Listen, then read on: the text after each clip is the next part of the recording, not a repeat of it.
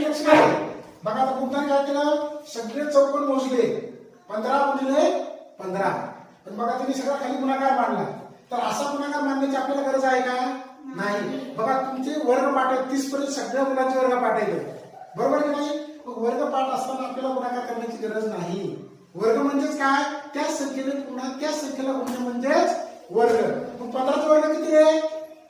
225. आता इकडे लक्ष द्या, जर ही आकृती आणखी एका कॉलमने जर वाढवली आपण, बघा जर आपण इकडे असं एक वाढवला, बरोबर की नाही, असा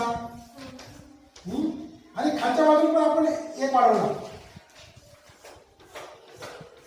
ओके. आता मला सांग काय फरक पडेल? हे बघा आधी 15 दिली जाते, याच्यात आणखी किती वाढतील? 6. म्हणजे किती वेळ?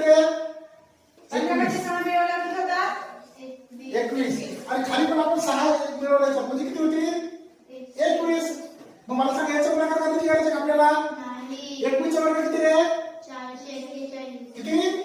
441. म्हणजे बघा याच्यासाठी आपल्याला वर्गपाठ करायचे असते.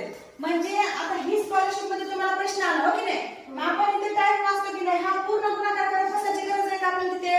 नाही. याच्यासाठी तुमच्याकडून वर्गपाठ करून घेतलेले हो की नाही. आता इथे 21 गुणिले 21 आला, पटकन काय उत्तर द्यायचं?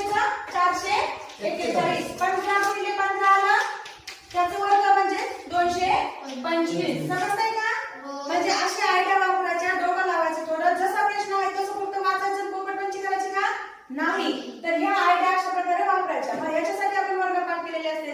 आणि अजून वर्ग जरी नाही आठवला तरी तुम्हाला हे पण शिकवलेलं की नाही, जर समजा ही 15 आहे किंवा 25 आहे किंवा 35 आहे, म्हणजे दोन म्हणजे दोन अंकी संख्या असेल आणि शेवटी जर 5 असेल तर त्याचा वर्ग कसा करायचा हे पण आपण शिकलेलो आहे.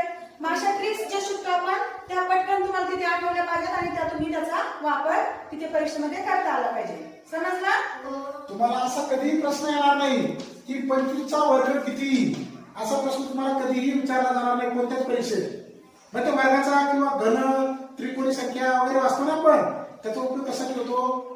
याच्यासाठी, हे मोजण्यासाठी. कारण गुणाकार करण्यासाठी जर आपला वेळ वाचला तर तेवढा वेळ आपण काय करू शकतो, एखाद्या दुसऱ्या प्रश्नाला देऊ शकतो. म्हणून आपण हे वर्ग त्याच्यानंतर पाढे वगैरे पाठ करतो ना, याच्या पाठीमागचा हेतू हाच असतो की आपल्याला त्याचा काय होतो, गणितात उपयोग होतो.